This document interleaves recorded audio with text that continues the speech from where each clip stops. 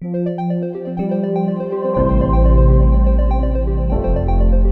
लोगों को अच्छा लगता है। अभी 3 दिन पहले ग्वालियर में मेरा कविता पाठ था। कविता पाठ के अवसर अब कम आते हैं और जब भी आते हैं बहुत अच्छा लगता है। आवाज़ ठीक है? कम ज़्यादा तो बता दीजिए।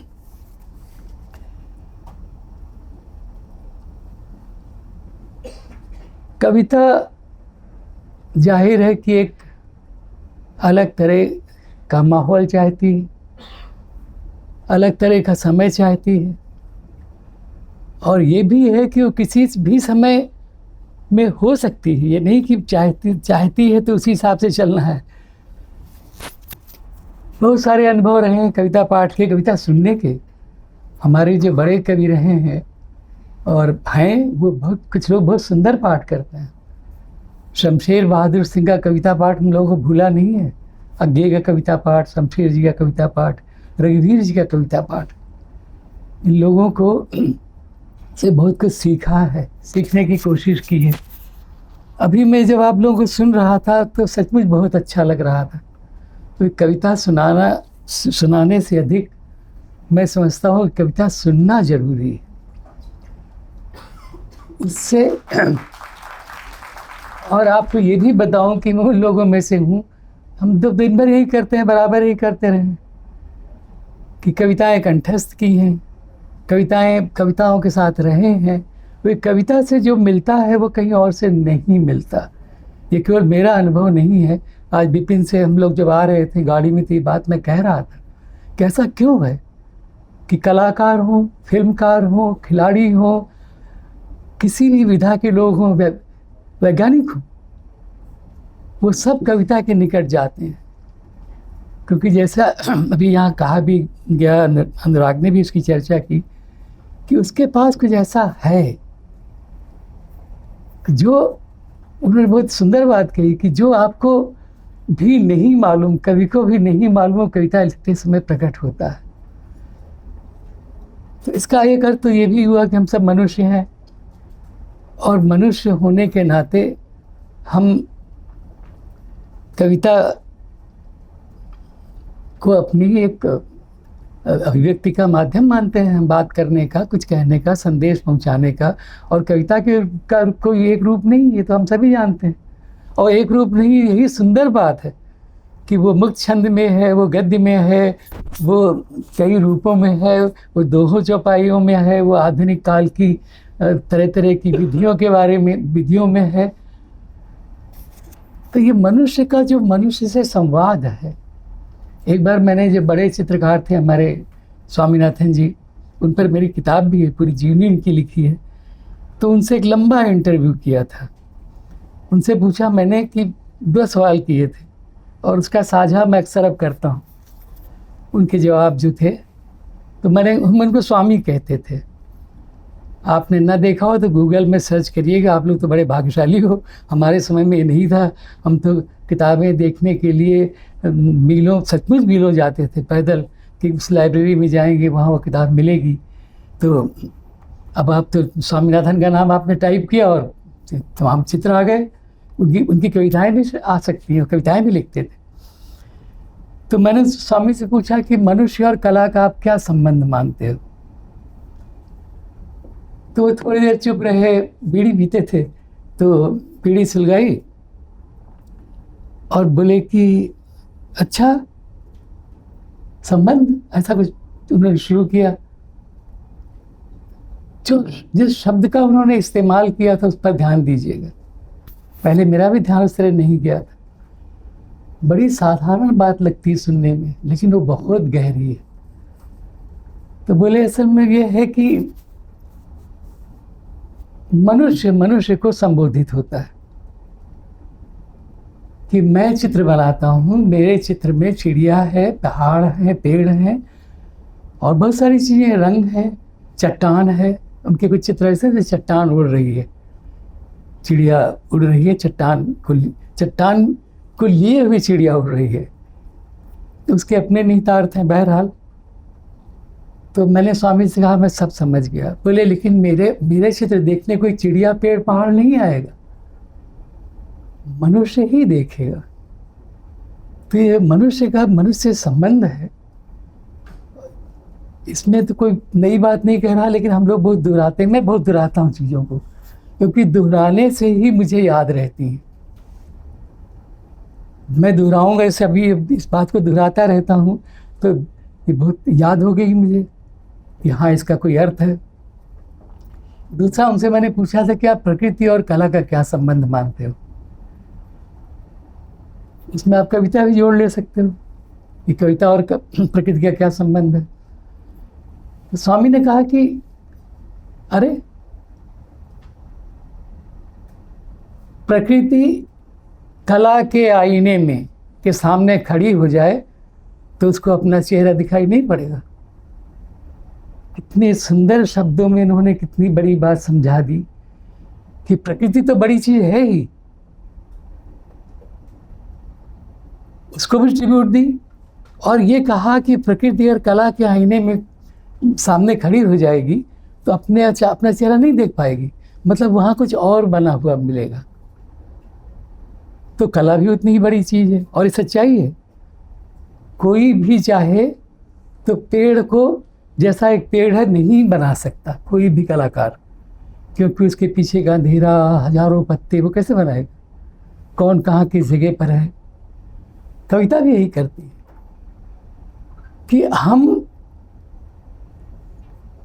कविता भी, अगर प्रकृति भी कविता को अपने में देखना चाहे उस आईने में, तो अपना चेहरा उसको नहीं दिखाई पड़ेगा, वहाँ कुछ और दिखेगा। वहाँ क्या दिखेगा, वर्णन करते हुए भी कुछ और दिखेगा। तो आगे की कविता सुनाता हूँ आपको, आप लोगों ने शायद पढ़ी भी होगी। पार्श्वदल का नम्र चीड़ों में डगर चढ़ती उमंगों सी, बिछी पैरों में नदी जो दर्द की रेखा, विहग शिशु मौन नीड़ों में मैंने आंख भर देखा, दिया मन को दिलासा पुनः आऊंगा, भले ही बरस दिन नमगिन युगों के बाद, तमक कर दामिनी बोली, क्षितिज ने पलक सी खोली, अरे यायावर रहेगा याद। प्रकृति है, लेकिन प्रकृति और मनुष्य है, और अब प्रकृति भी इस संवाद को पूरी तरह से जो का त्यों नहीं देख सकती, उसको भी पलट कर देखना पड़ेगा कि ये जो हमसे कहा जा रहा है, मुझसे ही कहा जा रहा है कि ये नदी है, दर्द की रेखा है, ये विहग शिशु है, ये मौन है, तो उसको भी थोड़ा वो चकित होगी कि चीज़ें कहाँ से आ गई, सब मेरी हैं। तो कविता ये सब करती है। और कविता देखिए, हमारी आज की कविता के बारे में बड़ा एक भ्रम फैला हुआ है कि वो छंद में नहीं है, वो तो उसको आप गा नहीं सकते, उसको आप। शमशेर जी की कविता सुनाता हूँ आपको दो तरह से, अपनी मैं सुनाऊंगा पर बाद में। आज इच्छा हुआ ही इतने युवा चेहरों को देखकर कि मैं उनसे ये बांटूं। चांद निकला बादलों से पूर्णिमा का, गल रहा है आसमान, एक दरिया उमड़कर पीले गुलाबों का, चूमता है बादलों के स्वप्न जैसे पाँव। अब इसको एक और तरह से पढ़ता हूँ, क्योंकि मैं रेजिडे में भी रहा हूँ, स्कूल ऑफ ड्रामा में 12 साल रहा हूँ, उनकी पत्रिका निकाली है। तो हमारे एक मित्र लोकेंद्र त्रिवेदी, उन्होंने कहा एक दिन कि इसको मैं गाकर सुनाऊंगा। मैं कहा सुनाइए। उनकी जैसे मैं नहीं गा पाऊंगा, पर आज इच्छा हुआ ही इसको मैं गाकर सुनाऊं। चांद निकला बादलों से पूर्णिमा का, गल रहा है आसमान, एक दरिया उमड़ कर पीले गुलाबों का, चूमता है बादलों के स्वप्न जैसे पाँव। तो ये आनंद उठाते रहते हैं। मैं रोज सुबह उठ करके सबसे पहले एक कविता पढ़ता हूँ। कोई भी एक सेल्फ से किताब निकालता हूँ, कुछ भी निकालता हूँ, या दूर आता हूँ, वॉक करता हूँ मैं रोज़, अभी भी 2 किलोमीटर चलता हूँ, तो वहाँ मैं क्या करता हूँ, कविता याद करता हूँ, क्योंकि फिर उसको आपके बीच आया हूँ तो कहकर जाना चाहता हूँ, और आप करके देखना, ऐसा आनंद और कहीं नहीं है। मैं हृदय की बात रे मन, विकल हो कर नित्य चंचल, खोजती जब नींद के पल, चेतना थक सी रही तब, मैं मलय की बात रे मन, चिर विषाद विलीन मन की, व्यथा के इस तिमिर वन की, मैं उषा सी ज्योति रेखा, सहज कुसुमित प्रात रे मन। प्रसाद जी हैं, जयशंकर प्रसाद। तो ये अब देखिए, प्रसाद हो, महादेवी हो, कल महादेवी जी का जन्मदिन था, जाने किस जीवन की सुधिले, लहराती आती मधु बयार, मैं नीर भरी दुख की बदली, उमड़ी थी कल मिटार चली, कहीं से आप उठाओ, नयों को पुरानों को विपिन को उठाइए, आप उसको एक अच्छा पाठ करिए, आप देखिए आपको क्या मिलेगा। अभी जो उन्होंने टोकरी, हमारे यहाँ टोकरी, मैंने समझा कि वो टोकरी को कह रही है, क्योंकि ये भी सुंदर बात है हमारी भाषाओं की, तो मैंने भी एक नया शब्द सीखा यहीं आकर। बहरहाल आपका ज़्यादा समय नहीं लूँगा, ये मोह इसलिए हुआ आया कि युवा चेहरों को देख रहा हूँ, ये मामला दुतरफा है। मैं 8 घंटे आने जाने की यात्रा, उसमें 10 मान लीजिए, ये मैंने क्यों की है, क्योंकि अब मैं आपके चेहरे मुझे याद आएंगे, मैंने यहाँ ये पाठ किया, ये याद आएगा, ऊर्जा मिलती है। बहुत सारे लोग अब मैं इधर देखे 82 साल का हूँ, लेकिन उम्र की बात नहीं करता, अपने को युवा भी मानता हूँ, और आप लोगों के कारण युवा हूँ। वो ये था कि जैसे हमारी पीढ़ी के, हमारी उम्र के लोग कहते हैं, कई लोग कहते हैं अरे हमारा ज़माना, तो मैं इसको नहीं भूलता, मैं कहता हूँ ये भी तो मेरा ज़माना है।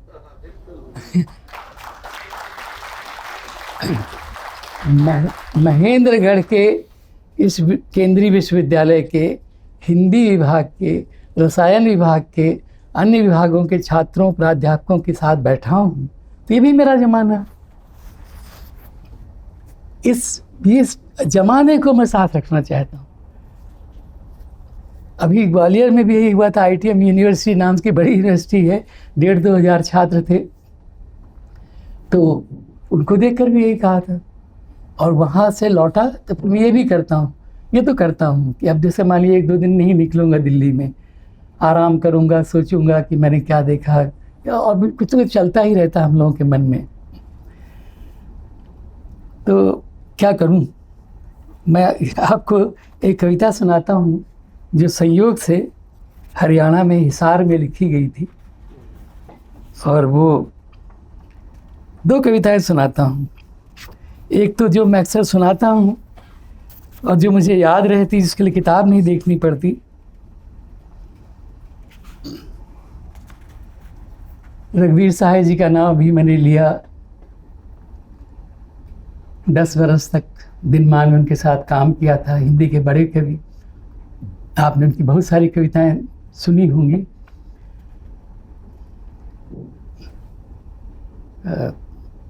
हंसो हंसो जल्दी हंसो, आत्महत्या के विरुद्ध जब उनके संग्रह हैं, तो हम लोगों की मीटिंग हुआ करती थी, दिनमान की संपादकीय बैठक होती थी। तो ये कविता बहुत बरसों बाद लिखी गई थी, लेकिन उसकी स्मृति है। और ये वैसे तो व्यंजन पकाने के बारे में, मतलब खाना पकाने के बारे में है, लेकिन आप इसका आशय समझ जाओगे, जो कि हम लोग भी समझते हैं। कविता लिखने से पहले आप नहीं जानते, कविता लिखने के बाद हम भी उस पर सोचते हैं कि कहाँ से आई है, ये क्या विचार है। क्योंकि पहले से अगर आपने सोच लिया तो सोचिए तो कविता ही नहीं है। क्योंकि जो बात अनुराग ने कही कि आप नहीं जानते अपने उस हृदय की बात को, वो आती है। तो वो कविता है, चलिए अभी तो सामने है, कहीं भूला तो देख भी लूँगा, पर मुझे याद रहती है। व्यंजन पकाने की विधियाँ, रघुवीर सहाय की स्मृति को समर्पित। व्यंजन पकाने की विधियां कई हैं, व्यंजन भी कई हैं, स्वाद भी कई हैं ढेरों व्यंजनों के, पर व्यंजन विधियों को चकमा दे, कब कैसे स्वाद को मधुर तिक्त करते हैं, यही चमत्कार है। चाहे तो हम इसे रहस्य भी कह लें, हाथों का जस वह तो होता है, उससे भी बड़ी चीज लेकिन वह मन है जो व्यंजन पकाता है, वह अदृश्य रहता है।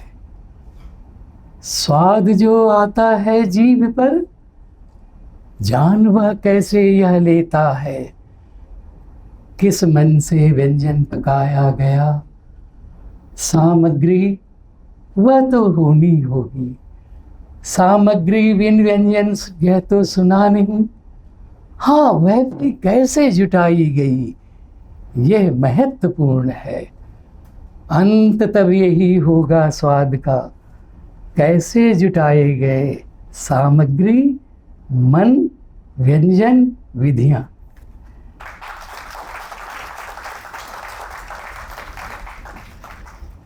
अब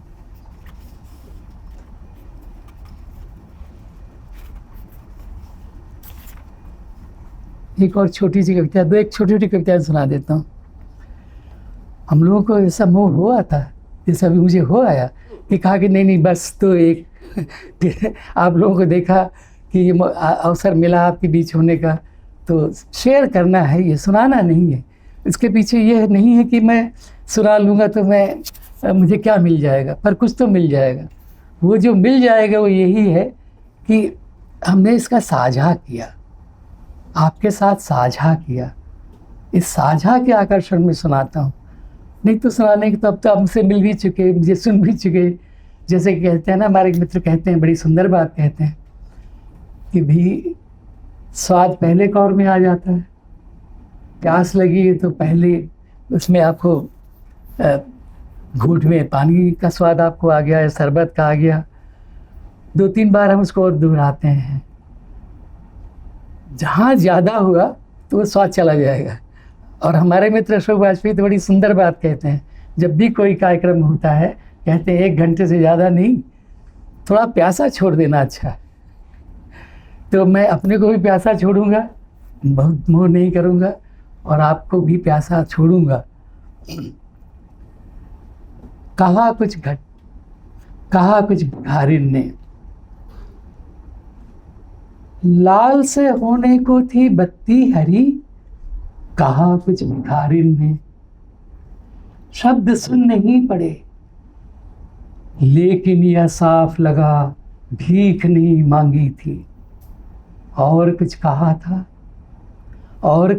था, चौंक कर सोचा, दिन भर भीख ही तो नहीं मांगती भिखारी ने, कहती तो होंगी कुछ और भी, वही सुन नहीं पड़ा।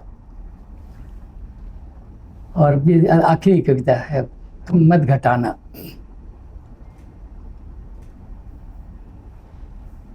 तुम घटाना मत अपना प्रेम, तब भी नहीं जब लोग करने लगे उसका हिसाब। ठगा हुआ पाओ अपने को अकेला एक दिन, तब भी नहीं मत घटाना अपना प्रेम। बंद कर देगी तुमसे बोलना नहीं तो धरती या चिड़िया या घास, या मुंह फेर लेगा आसमान। नहीं, तुम घटाना नहीं अपना प्रेम।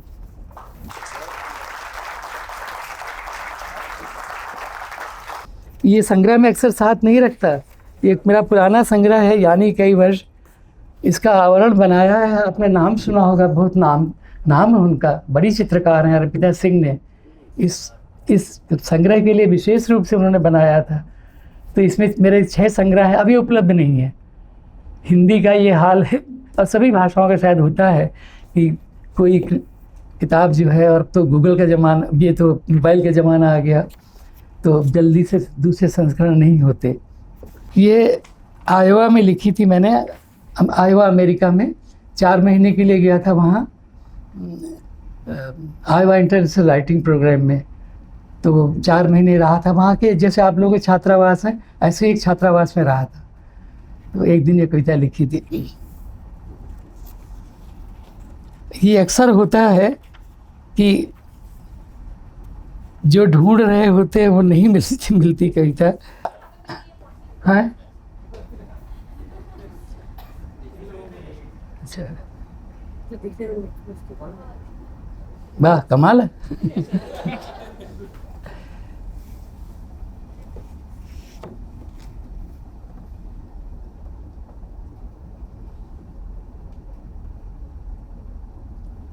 अब मैं नहीं याद करता तुम्हें, बरस बीते मिले थे हम दूर देश में, एक और देश में दूसरे, आज मैं नहीं याद करता तुम्हें। जाने कहाँ हो तुम, बरस बीते पीता हूँ सिगरेट, ढूंढता हड़बड़ा कर माचिस, जाकर खड़ा हो जाता खिड़की के पास सूर्यास्त। अब मैं नहीं करता याद तुम्हें। धन्यवाद। आदरणीय मंच को प्रणाम और सभागार में उपस्थित जो विद्यार्थी हैं, पर्याप्त रचनात्मक ऊर्जा इस मंच से देखने को मिली और वो समझ जो कविता बनाने के लिए ज़रूरी होती है, वो कीमियागिरी जिससे माटी से सोना बनाया जाता है, उसकी पर्याप्त संभावना इस कैंपस में है। अभी मैं कुछ कविताएं जो मैं चाहता हूं कि जिनका जिक्र करना मैं ज़रूरी समझता हूं या मुझे हृदय तक पहुंची कविता, तो वो है जो हृदय से संवाद कर सके, क्योंकि जो दिल पे जाती है बात वो ठहरती है।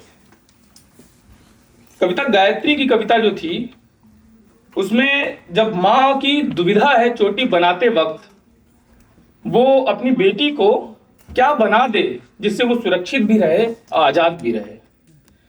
उसके भविष्य में माँ का भोगा हुआ इतिहास है जो उसे डराता भी है, जो उसे स्वप्न भी देता है और जो उसे सचेत करने के लिए प्रेरित भी करता है।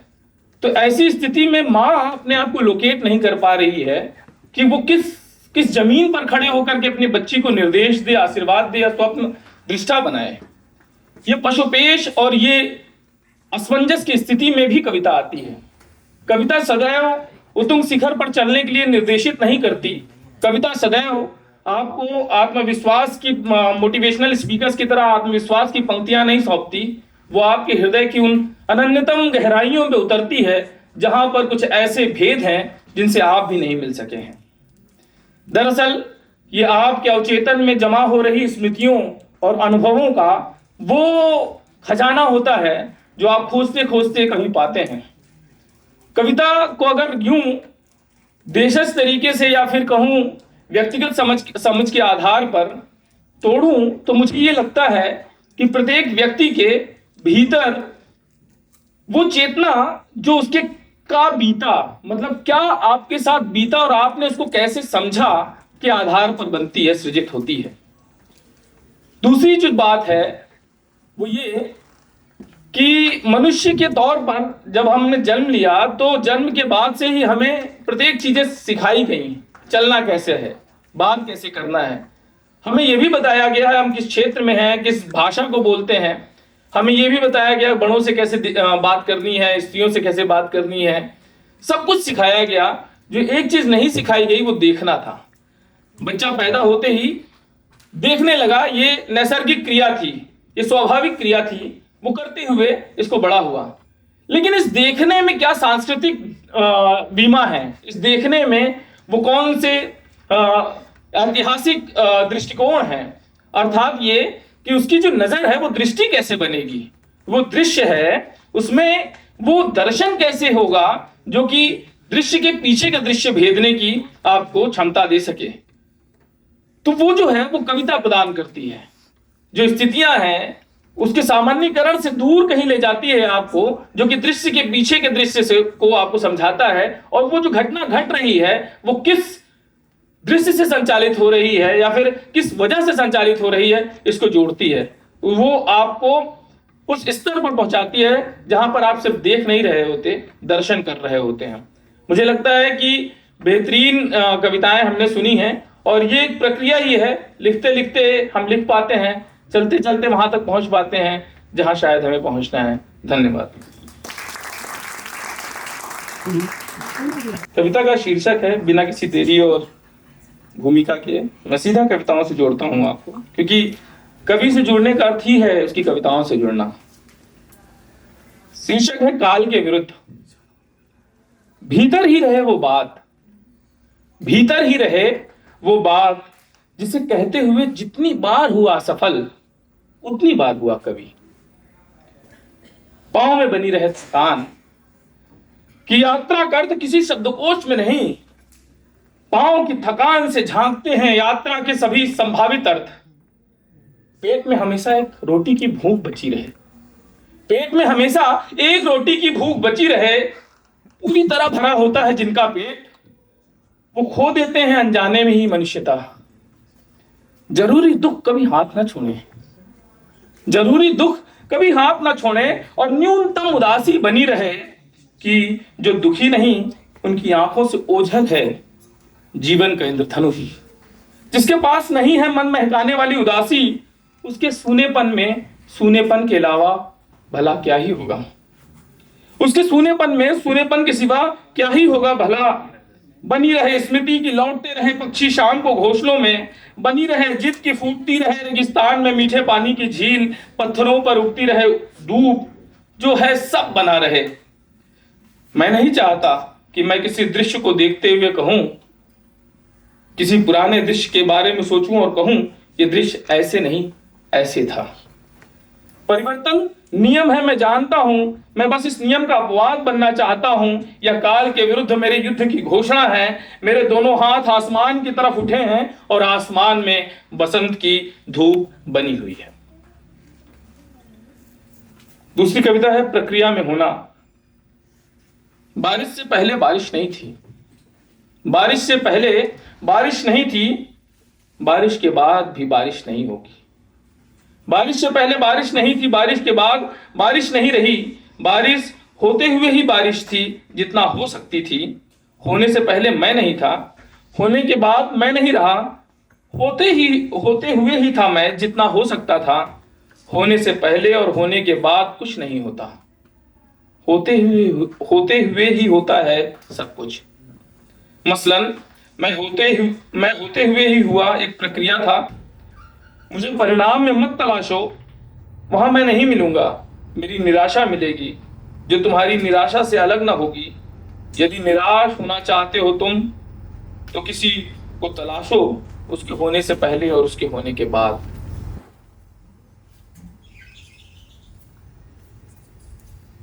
ये आखिरी कविता आप सबको समर्पित की। बंद दरवाजों ने किया स्वागत, बंद दरवाजों ने किया स्वागत और लौटते हुए देहरी पर हम रखाए अपनी आंखें। पहुंचने के सुख से वंचितों ने लौटने का महाकाव्य रचा और लौटने के सुख से वंचितों ने बताए खो जाने के 100 तरीके। इस तरह वंचितों ने बनाया सुख में खो जाने का रसायन और बिखरी हुई दुनिया को एक सूत्र में बांधकर कला के गणतज्ञ बन गए। वह जो जीवन भर चला और कहीं नहीं पहुंचा, उसने कुछ कहा नहीं पर बताया यही कि कोई कितनी भी तेज चले कहीं नहीं पहुंचेगा, रास्ते में ही मर जाएंगे सभी। मृत्यु भी एक रास्ता है जिससे होकर गुजर जाते हैं हम उधर जिधर कोई ज्ञान काम नहीं आता। हम बच्चे बनकर लौटते हैं उधर उस पार से इस पार की ओर। हवा से बन जाते हैं देह, एक अभागी देह जो भागती रहती है बिन बरसात न जाने किस पानी में।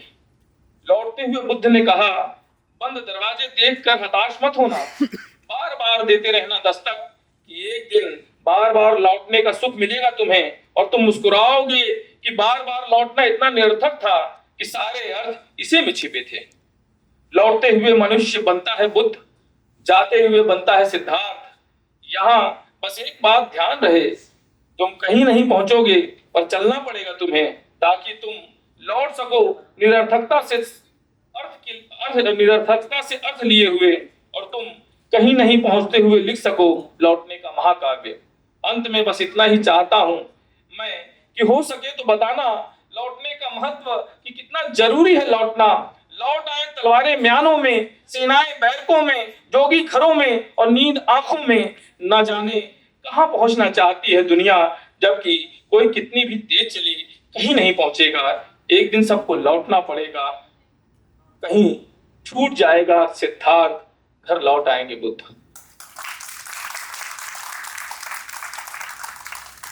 शीर्षक है सफेद से प्रेम। सफेद रंग से प्रेम करने वाले करते हैं प्रेम दुखों से भी। आखिर यह बात एक बार फिर से सच साबित हुई। सफेद में डूबकर वह बगला थी, चुपती थी कई अनमोल रत्न, धरती के मटमैले जल में डूबते उतरते हुए। ठीक है, थैंक यू। सफेद रंग से प्रेम करने वाले करते हैं प्रेम दुखों से भी। आखिर यह बात एक बार फिर से सच साबित हुई। सफेद में डूबकर वह बगुला थी, चुपती थी कई अनमोल रत्न, धरती के मटमैले जल में डूबते उतरते हुए।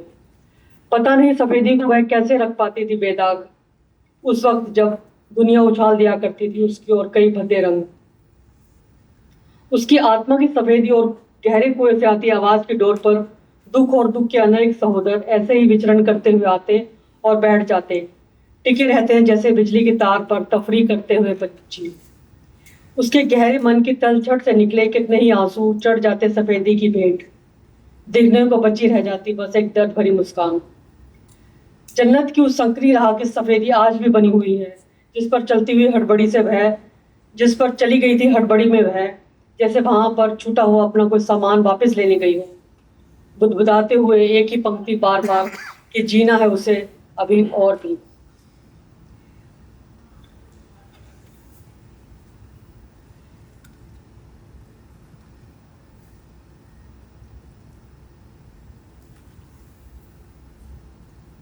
मैंने सेव किया था लेकिन वो शायद मुझे लगता है, अच्छा एक हरियाणवी कविता सुनाती हूँ। कविता है टोकनी। टोकनी जो सब जानते हैं, यहाँ पे दूसरी भाषा दूसरी लैंग्वेज के लोग भी बहुत ज़्यादा हैं। तो टोकनी जो पानी का मटका होता है उसको कहते हैं। टोकनी पीतल की होती है अधिकतर। पीतल की टोकनी बाजे घड़ी, पुरानी बहू की पुरानी टोकनी, नई बहू लाइट नई टोकनी, चमचमाती टोकनी सर पर धर चाल पड़ी वह राह राह, इंडी भी की आठ कोनी, नई बहू इंडी की भी आठ कोनी। इंडी होती है जो लगाते हैं बीच में घड़े और उसमें फ्रिक्शन के को रोकने के लिए। नई बहू नए जीवन की खुशी अपने सिर पर धर चाल पड़ी है, देखे गांव सारा सफेद दिखे जईब दो आंगन, एक में नई बहू और नई टोकनी, दूसरे में पुरानी बहू और पुरानी टोकनी।